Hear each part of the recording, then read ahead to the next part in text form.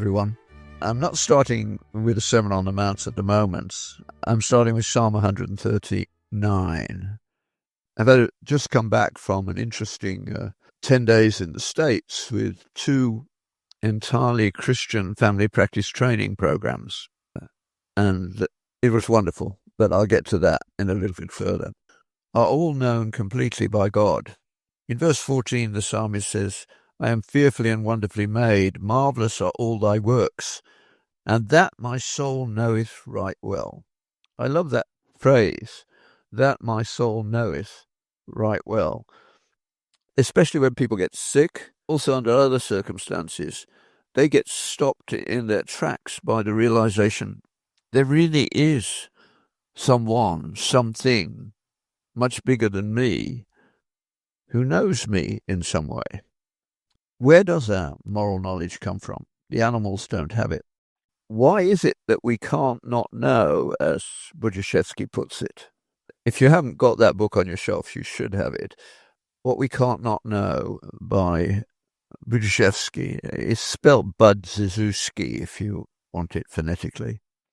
But I suspect you'll find it just with what we can't not know.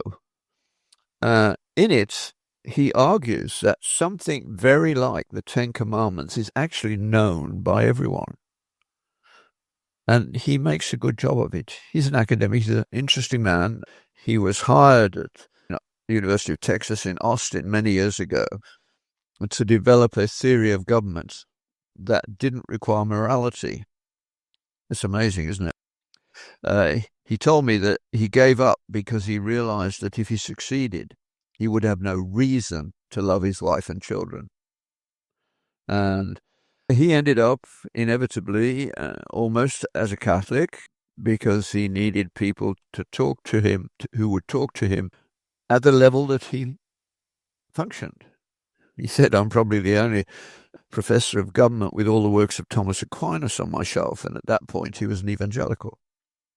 I usually put it a little unkind to both sides, but the Catholics, apart from Bishop Bannon, as far as I can see, are not very good at evangelism. And the evangelicals are not very good at scholarship. There are wonderful exceptions on both sides. Bishop Bannon is not alone, and there are people like Tom Wright and many others, and John Lennox on our side. But they don't, until relatively recently, get the coverage that they should. And that's one of the good things about the internet. So we all know things that we cannot avoid. And some of the ways it's showing up at the moment are very interesting. First things, a couple of issues back, I think it was, had a short piece about a young woman called Freya India. And what they had to say interested me, so I actually went to her Substack. And she is complaining, basically, about the emptiness of her world without knowing quite what to do about it. And First Things have got her to write an article in the recent issue of First Things, basically complaining about, from her perspective, the right-hand end of the spectrum politically and religiously, which she looks upon as being somewhat ignorantly evangelical types, disregard feelings. No, we don't. The way in which we deal with it is worth thinking about, because here's a young woman who is seriously concerned about how society has got to a point where it's not functioning for her. And I meet many young women, I suspect if I talked to her, she'd be in the same category, who are actually looking for a decent man to marry and love and be loved by. And it's hard to find, because everything has been reduced. My way of putting it is to say we have been, as a society in the West, metaphysically lobotomized. The bit of our brain that would be open to spiritual things is dying for lack of sustenance, lack of stimulation, which is terrifying. The problems that arise when we pretend that we are autonomous are astonishing. This has happened to me several times. So I'm almost tempted to start a marriage bureau in which to bring these groups together, because there are young men in particular are becoming more serious. They're buying Bibles, they're reading, they're small c conservative to a much greater degree than they used to be. All this is hopeful. The Muslim world, their young people are departing the Islamic world in their thousands, if not tens of thousands or even hundreds of thousands.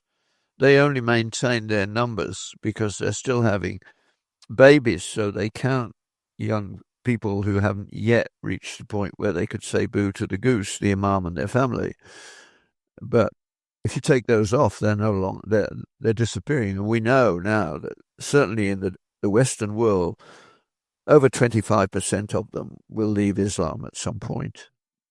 It has huge problems. Missionaries got nowhere, and well, that's unfair to the missionaries. Made very small impact, but probably important in small places where a sapling could begin to grow. But the internet has destroyed the power of the imams, because they have to deal now with the incoherences of the Quran, and that cannot be done because it is incoherent. Christianity had an attack on its coherence in the 19th century by German liberals and reductionists, and we survived that and came out stronger, producing people like F. Bruce, Tom Wright, and many others. So that actually worked, I think, to our benefit. Islam has a much bigger problem.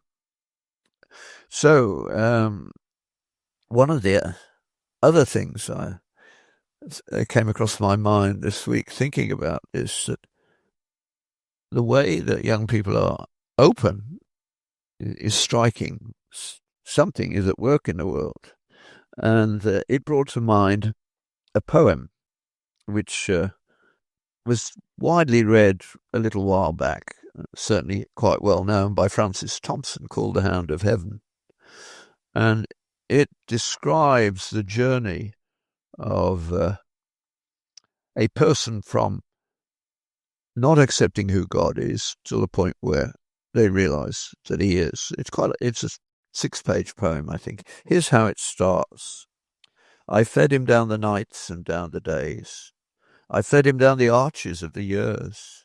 I led him down the labyrinthine ways of my own mind, and in the midst of tears I hid from him, and under running laughter, up vistaed hopes I sped and shot, precipitated adown titanic glooms of chasmed fears, from those strong feet that followed after. But with unhurrying chase and unperturbed pace, deliberate speed, majestic instancy, they beat, and a voice beat, more instance than defeat. All things betray thee, who betrayest me. That's the opening. I might, seeing how much time I consume on the rest, read the last part of the poem.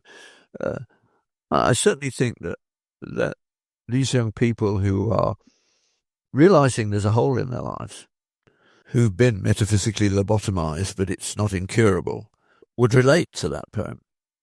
I don't know. Poetry is not something that is taught at school like it was for me in school. So, what happened in the US? I went to Tulsa first and then to Southside Chicago. Both are running family practice training programs, unashamedly Christian. And in a moment or two, I'll explain why I think this is absolutely the right thing to do, and a serious liberal who believes in respect for other people's views, doesn't expect them to conform, which is what increasingly some of them have been doing, and they're being found out, and that is good. Their warfare, legal warfare, was real and is being exposed now. That has got to be for the good. We need more honesty. So both these family practice training systems are entirely and unashamedly Christian. The one in Tulsa goes back historically to a more Pentecostal sort of beginning.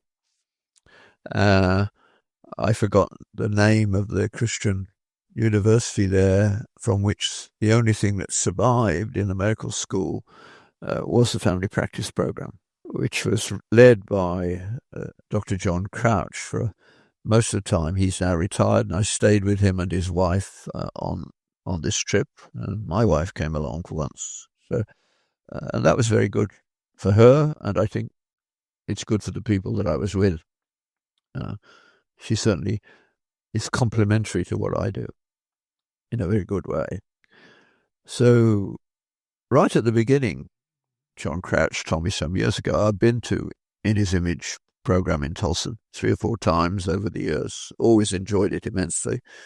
It's the only family practice I know that has a spiritual retreat every year. Training for family practice for most of them will include several weeks or even months in the developing world, seeing how the other half lives. And since much of the other half is turning up here, that breadth of cultural background is a good thing for a doctor to have. So John Crouch told me when they started, they had nowhere when the collapse happened for them to take their family practice residents to learn to interact with patients. So they had to fix that quickly. And the only hospital in town which would allow them was the Jewish one. Isn't that an amazing statement? They said, yeah, we appreciate what you're doing. We respect your Christian base. You can bring your patients into our hospital, but you mustn't proselytize the Jews. And they said, fine, we won't. So every time they do their rounds, not only do they look at the patient's medical progress, but they pray with them. So the first patient, I think it was, that he took residents around in their new clinical environment, they drew the curtains around the patient and reviewed the history, did a check-up examination, and then said, now, shall we pray? And the patient said, please.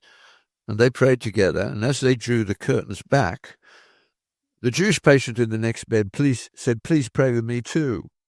So they did. Later that day, the patient's doctor furiously said to John, you shouldn't have prayed with my patient. And John said, he asked us to. The guy said, okay, in that case, it's okay. That's Judaism at its best.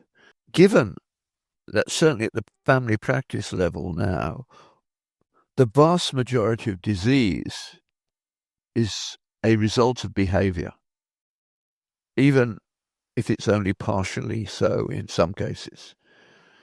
Obesity. There was no obesity in the concentration camps after the war. That's a rather blunt way to put it, but the point is simple. If you don't get enough food, you cannot be obese. So everybody has a level of intake at which they will go into negative balance and lose their obesity. In other words, they're not using food for their nutritional needs. They're using it for other purposes, which are much more psychological, behavioral, whatever. And it's a major, major problem in the States. So that's just one example. But you can go on down the track. When I started in medicine, this was not the case in Britain, because it was after the Second World War. The war had been over, 13 years when I went to medical school. So obesity was not a major problem.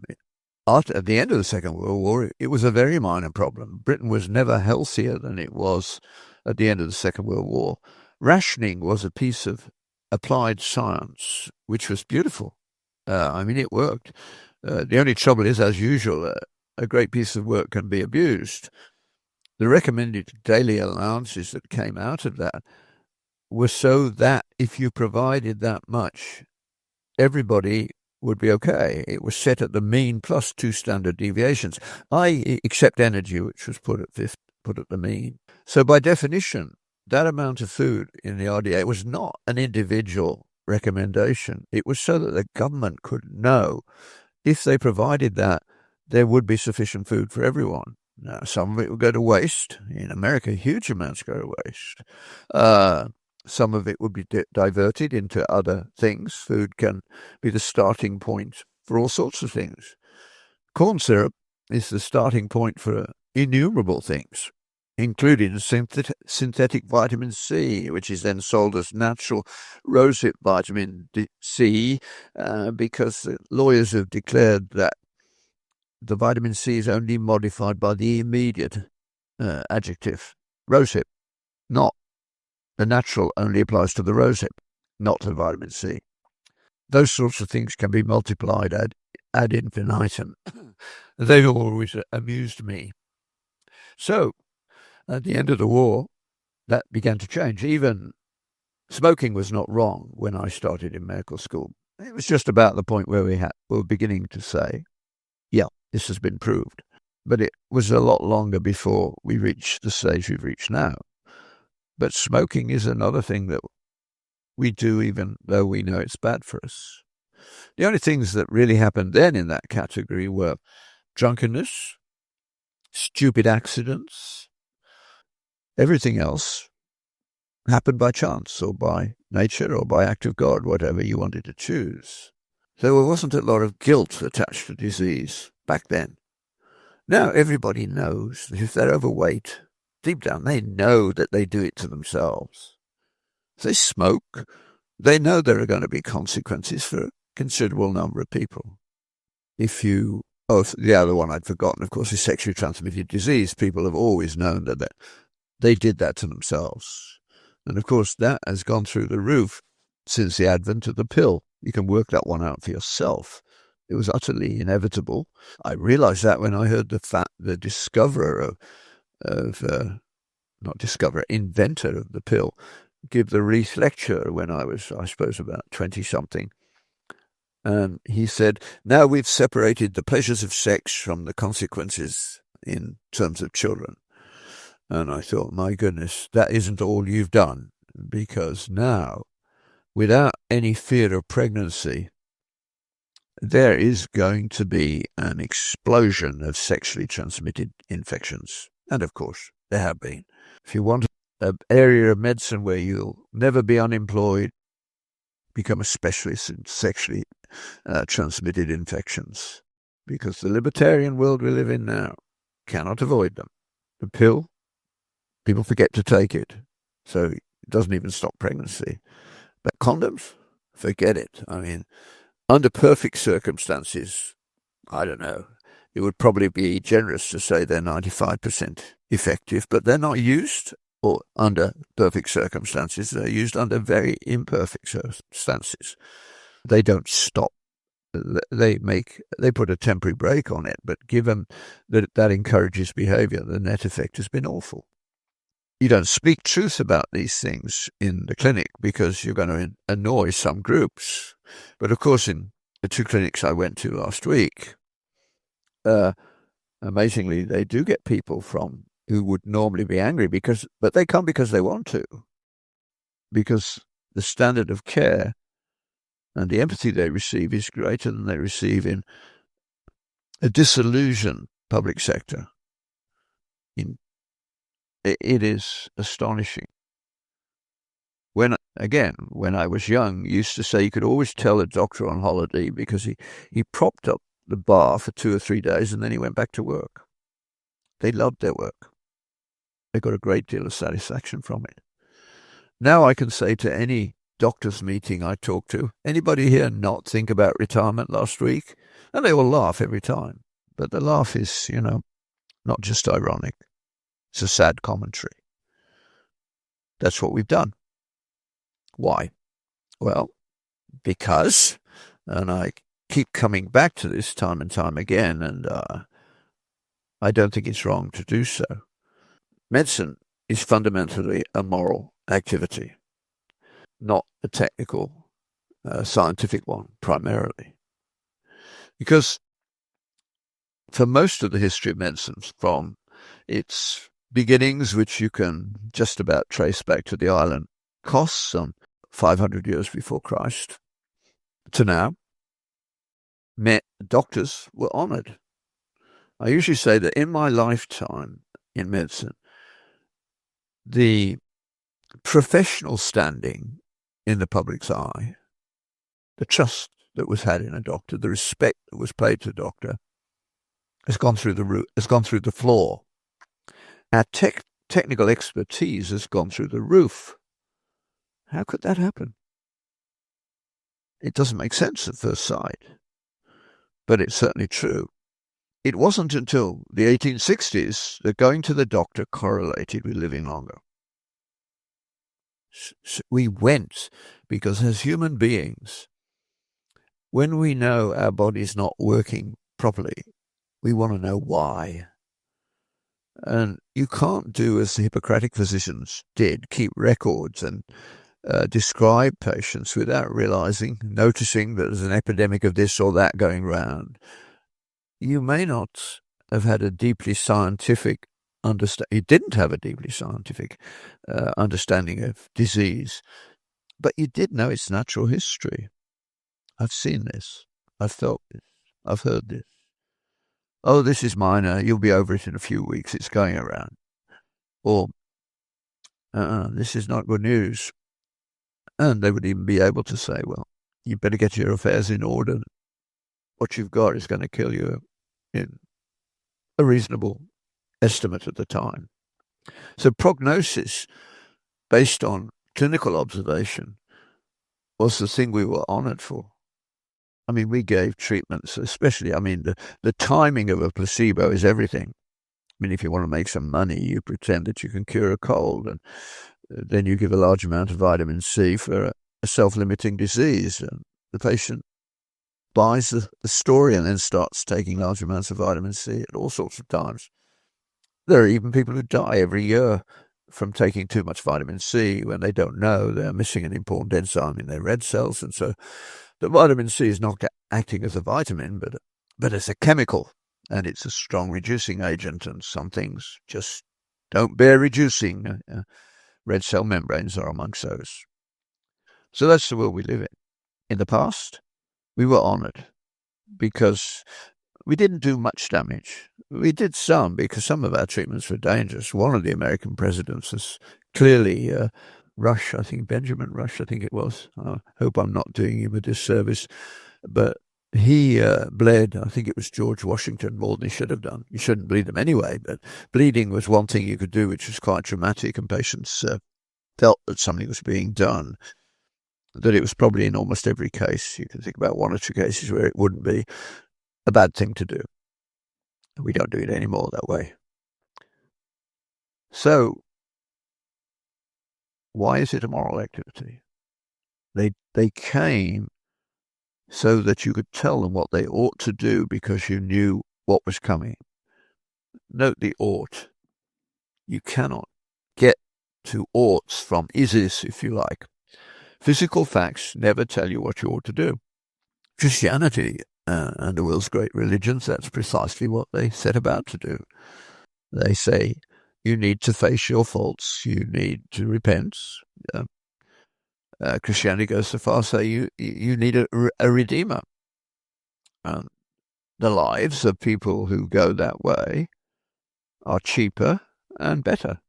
That's just the truth. I mean, the total health care cost generated by a family that goes to church regularly is a fraction of what the rest of the public costs the nation. People who indulge in promiscuity, and the most promiscuous group is male homosexuals, necessarily cost more for the treatment of the infections they necessarily get. So the last figures I saw were quite old, but even back then it was an estimate was $20,000 per year per homosexual. That's expensive. They ought to be paying more, but they don't. That's where the health system is breaking down, because when you do something that's the result of your own behavior, wouldn't it be reasonable to have a surcharge to make the system work better? Or better still, if you go to church 3 Sundays out of 4, you could argue that the government should give you a tax deduction for that because you put yourself in a cheaper category. What is happening is already In America, you can do this. In Canada, you can't, or not easily. Some doctors are moving back to where medicine started, which is in the church. It all started in the church. That invention, initially, I mean, within a century of the death of Christ, you were seeing the beginnings of care for the poor and the sick in a way that the world had never seen before. And out of it came the monastic system, which provided care for the poor again. And just feeding them, keeping them warm, and giving them a safe place, that's therapeutic. So that's where the history starts. Nursing more than medicine in many ways, and Christian charity. It's going to be a long while before we made progress. As I said, the 1860s are one level. There were things before that, of course, but the 1860 date is a good one. It's not unfair. It was the birth of epidemiology as well, with the Broad Street pump and name block again. Anyway, you can find him, the guy who sorted it out by gave up his job in medicine to do basically the epidemiology of cholera and proved that it was spread by water. The doctors, of course, didn't believe him, but they had to give in to what he did because it worked. It took them a while to face reality that they'd been wrong for all those hundreds of years. So if you're going to give people moral advice, you've got to have a moral foundation. And moral advice is increasingly necessary, but we're told not to do it. One of the things that the thing that drew me out of my ivory tower as an academic and an invisible Christian in the university, I never let it interfere with life. But one of the things that changed that was when our faculty of education, I would like to close down all faculties of education until they get their act together. They can do some academic stuff, but they can't pretend that they know how to teach, because just look at the results. They are appalling. Absolutely, there's no other word for it. And I think back to what I was doing in high school and what the people around me were doing in high school. They wouldn't find a place to do that hardly in the world now. There are a few schools that maintain the old traditions, but it's very sad what's happening. People who can't do simple arithmetic and have to have a calculator for everything. It's just appalling. And languages and history and literature, no space for it. It's all practical now. It won't work. It isn't working. So some people have decided in the States, I will do fee-for-service medicine based on my own church. And then I can tell them, you can get that money back by getting a cheaper insurance, because you only need insurance for really serious things, catastrophic things, and you can get just catastrophic. Probably that will be changed by law at some point, because they'll try to defend their own view of the world by any means possible, just or unjust. And what they're offering, of course, is what the doctor used to do. Someone who knew his patients and could say to an old man, well, we're both getting old. I'm a bit older than you. I remember bringing you into the world. That was the old doctor, the old family practitioner.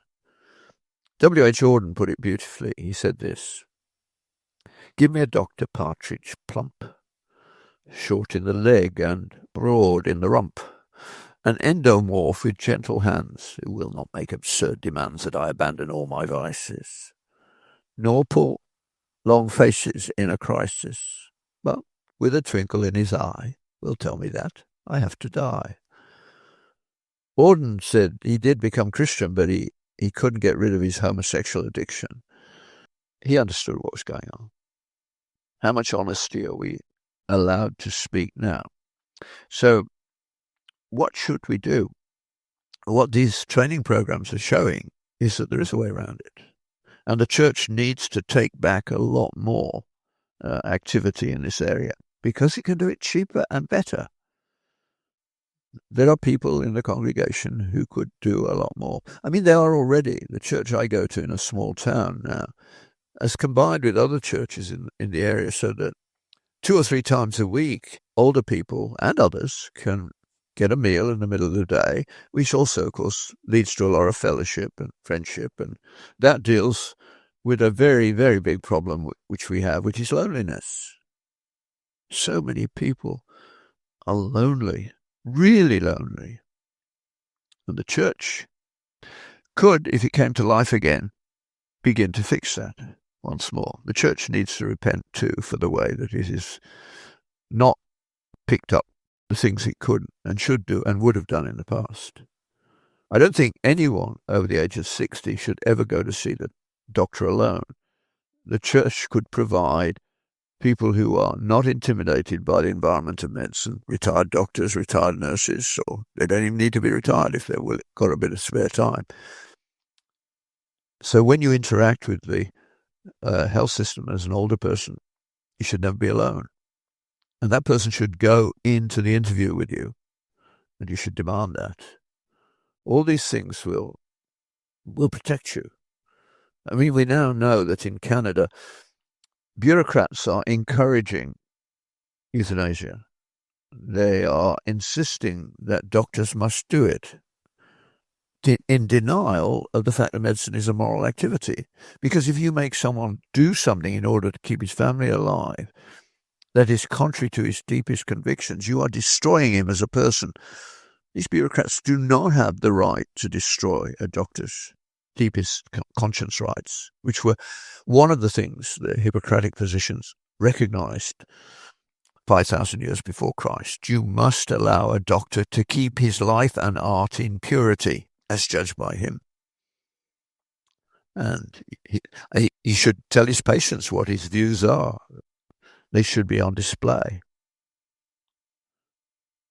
We're not doing that at all. Listen to what Polanyi says. I've used this before, and I will no doubt use it again, because we need to get it into our souls.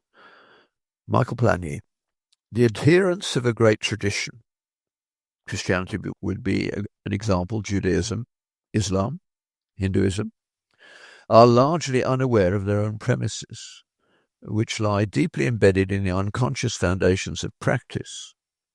If the citizens are dedicated to certain transcendent propositions and obligations, and particularly to such general ideas as truth, justice, charity, and these are embedded in the tradition of the community to which allegiance is maintained. Listen to this. A great many issues between citizens, and all, to some extent, can be left and are necessarily left for individual consciences to decide. The moment, however, a community ceases to be dedicated through its members to transcendent ideals, it can continue to exist undisrupted only by submission to a single centre of unlimited secular power. Is that what government are doing now? Of course it is. Bureaucrats at all levels, they're doing precisely that. Enforcing their view of the world. They don't even have the education and the soul to realise what they're doing is wrong. They're probably well-intentioned. They actually think that anybody who doesn't agree with them is stupid. It's beyond belief, but it's where we've got to. But medicine is a moral activity, and it does have a narrative that supported medicine. Obviously, we're seeing what the narrative of the liberal elite does. It kills people before they're born and at the end of their life. All sacrifice to the God of self, what the individual who currently has the power wants. It's not a better world. It's a worse world. And many people are realizing it, but they haven't connected the dots. And what I hope happens is, from a little extent from this podcast and by leading it to others, will help you to find many other people who can argue this case, and do argue this case in a general sense much better than I do. You won't have difficulty finding them if you go looking, but I would tell you to start with Douglas Murray, because he's not a Christian, although he's respectful of Christianity. And I hope that he will come to Christianity. A lot of serious thinkers are saying things like, I think it's Neil Ferguson who said, we need Christ. His wife was absolutely in the depths of despair until Christ came into her life, and that must have had an immense impact on him. So, not only should patience be accompanied, not only should we demand more respect for our beliefs, but the next thing that should be done in church is to give power of attorney not to your nearest and dearest, especially not those that don't come and see you more frequently than once or twice a year. They should have no power over the end of your life because they will be dealing with their own guilt for being absent. They are the ones. I mean, it's the child who hasn't been around who turns up in ICU and insists that everything must be done without any recognition that the people looking after him and the ones who've been around all the while may know. No. My wife and I, for instance, when we looked at how badly COVID was being managed, we said, well, we're not going into ICU. I'm not going to say goodbye to you through a glass panel. And we got an oximeter, and we said the only thing we'll do is get an oxygen cylinder if we need it, but we never went below 95%, so we didn't need it. We didn't entertain as we had done until it settled down. It became apparent, yes, this is another serious, but not as serious as they made it out to be. And of course, they showed that by not publishing any data on Quaaludes. When they do that, some honesty will be coming. And I'm looking forward to that happening. So, I was brought into this by the Faculty of Education saying I should teach from a morally neutral position. There is no morally neutral position. It's a figment of the liberal imagination. There's no blank slate in that direction. As I can look at children, they have moral ideas as soon as they start to talk. Not fair. No. You've got to face the fact. Those that are ruling us on an inadequate philosophical basis. And we should resist it and insist that it changes. Education. They were the people doing it because they aren't even honest enough. Maybe that's unfair.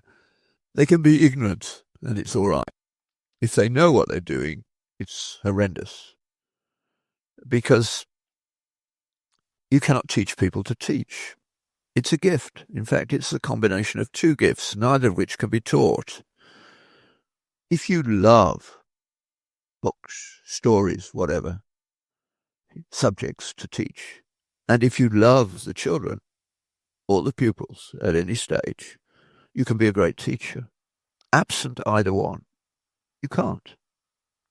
And neither of those things, how we become fascinated by things, we don't understand that. Why something grabs our soul, like some of the phrases that I use all the while because they came to me in moments which I will never forget. That's what Francis Thompson is writing about in that poem.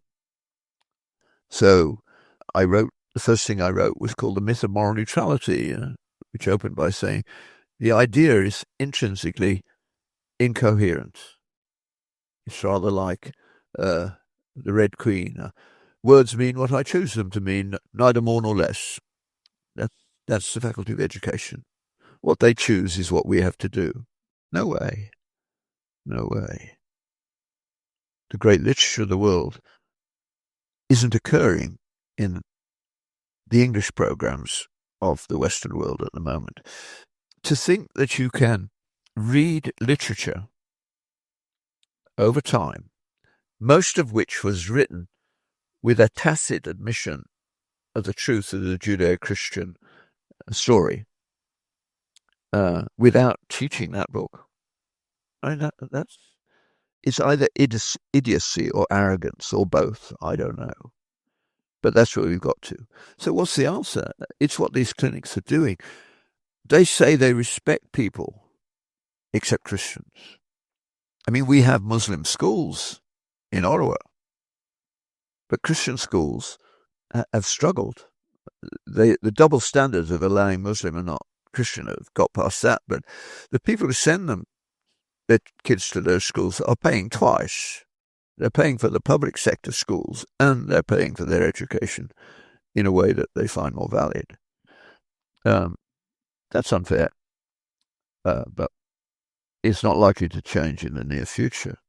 What will change is the number of people willing to do it because they don't want their children brainwashed before their minds have been formed.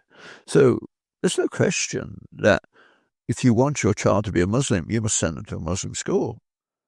And if you want them to be Christian, you must send them to a Christian school.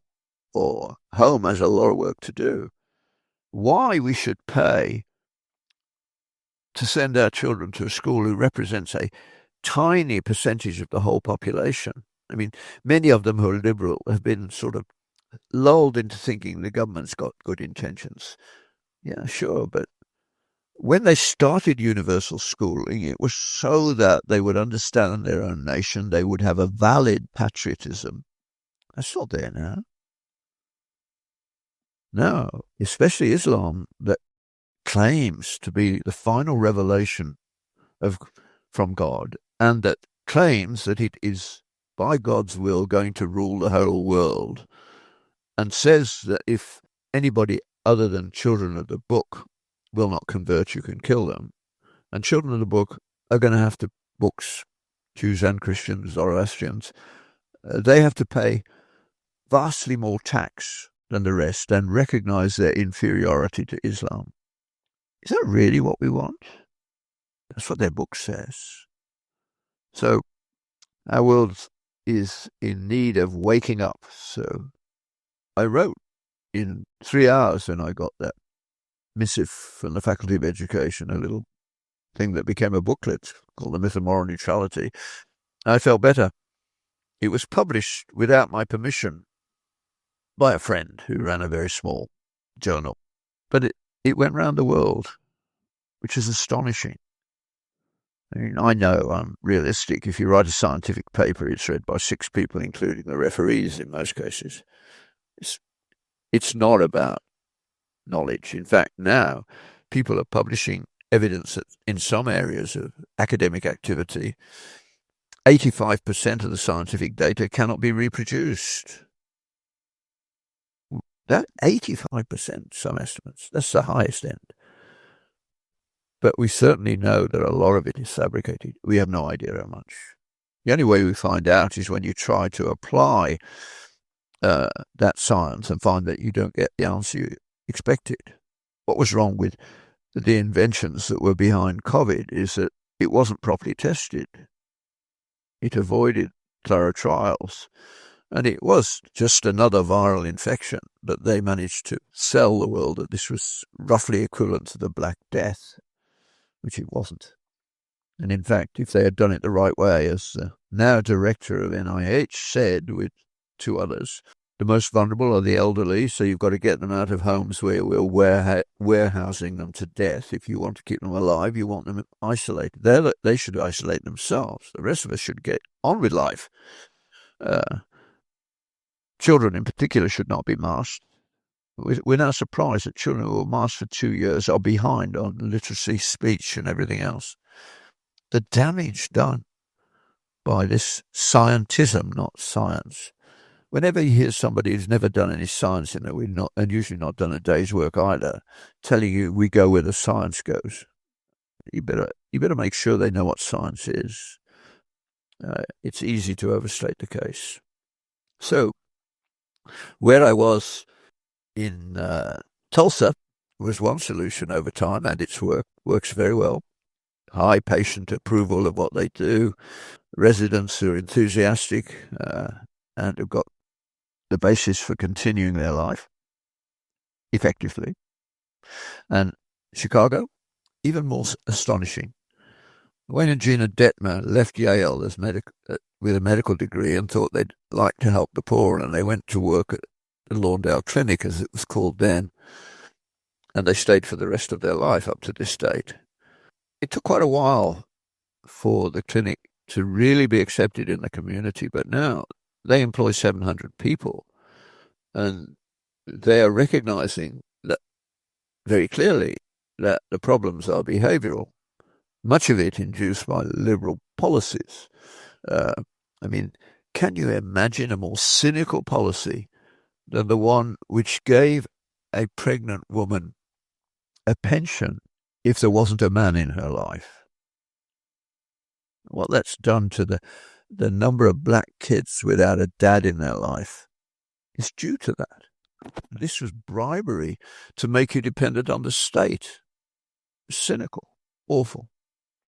So what's happening in Lawndale, which is situated in the south side of Chicago, Route 66 goes right through the middle of their properties now.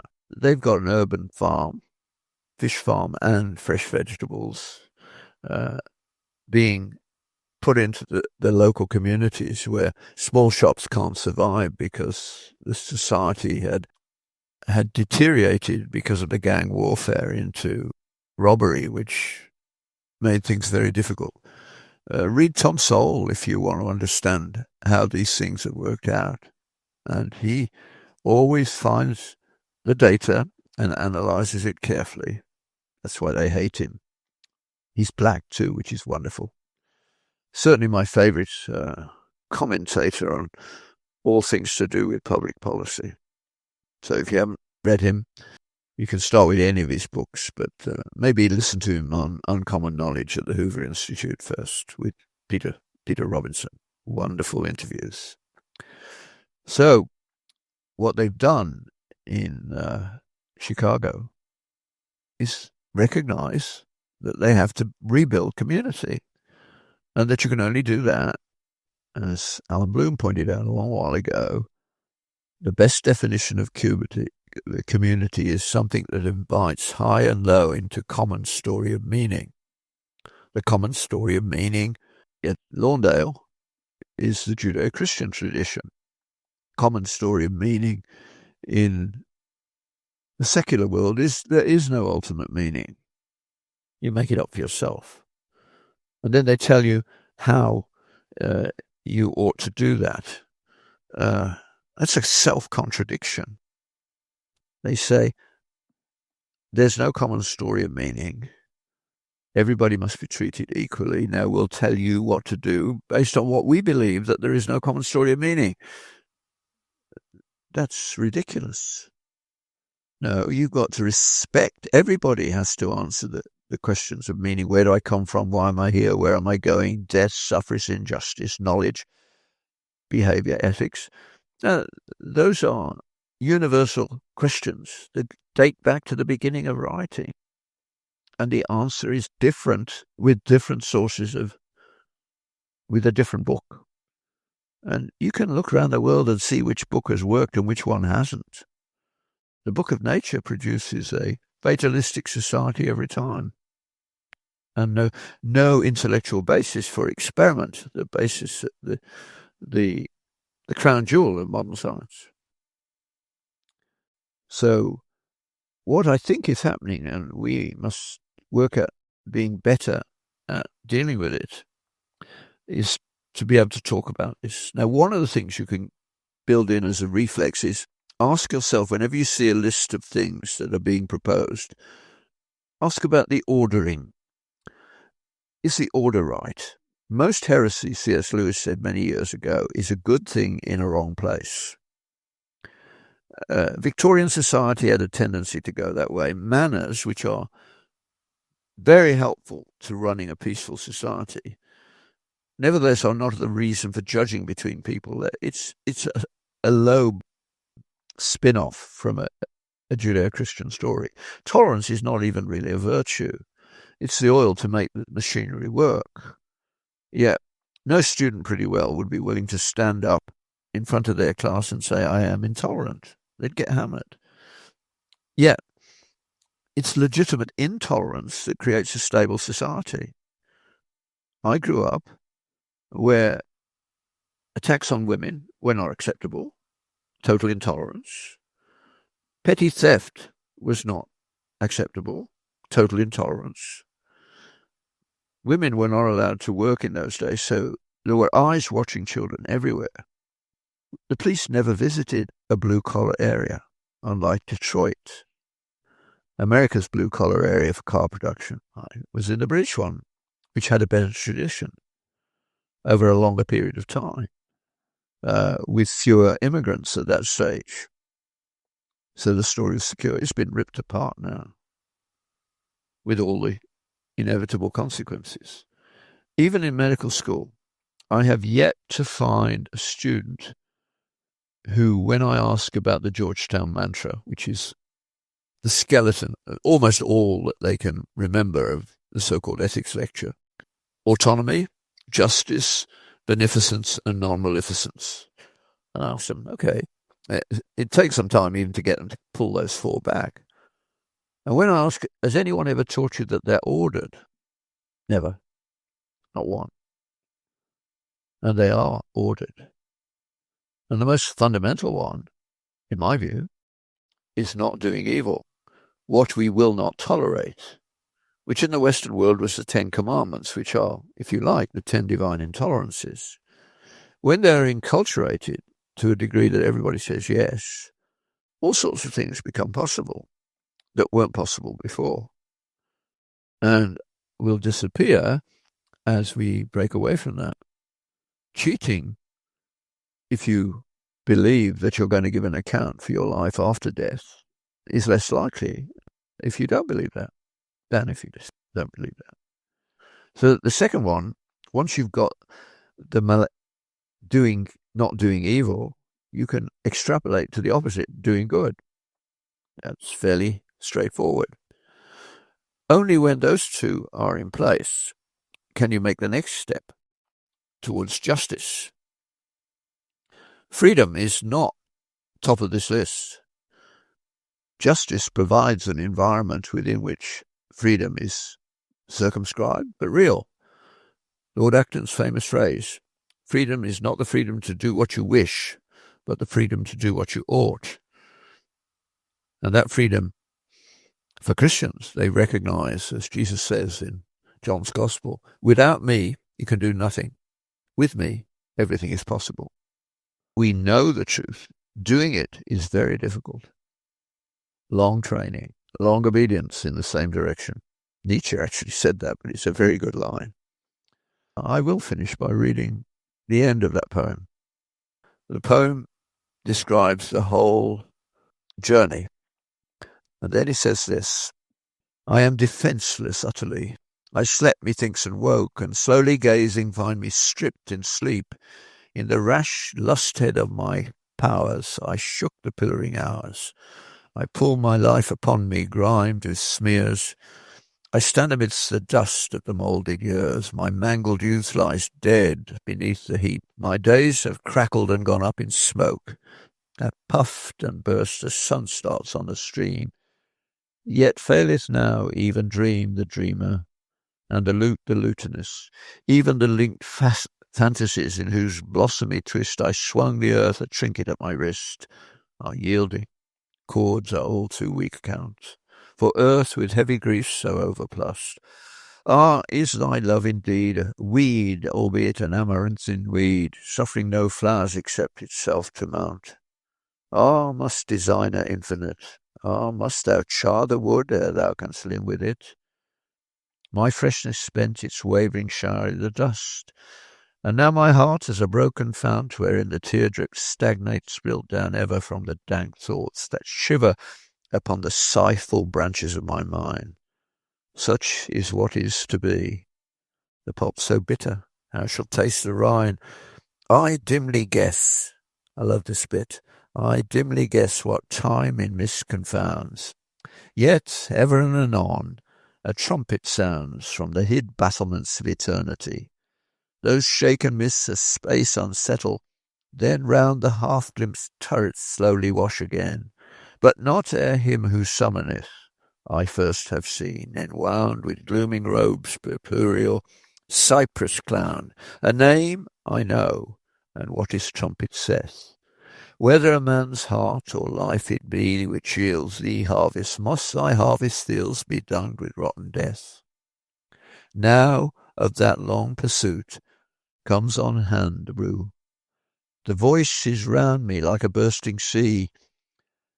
And is thy earth so marred, shattered in shard and shard? Lo, all things fly thee, for thou fliest me, strange and piteous futile thing. Wherefore should any set thee love apart?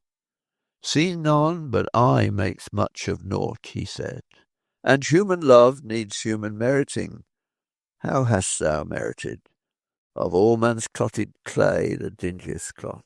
Alack, thou knowest not how little worthy of any love thou art. Whom wilt thou find to love ignoble thee, save me, save only me? All which I took from thee, I did but take, not for thy harms, but just that thou might seek it in my arms, all of which thy charms mistake. Fancies are lost, I have stored for thee at home. Fancies lost, I have stored for thee at home. Rise, clasp my hand, and come. Halts by me that footfall? Is my gloom, after all, shade of his hand outstretched caringly? Ah, fondest, blindest, weakest, I am he whom thou seekest. Thou dravest love from thee who dravest me. Have a great week.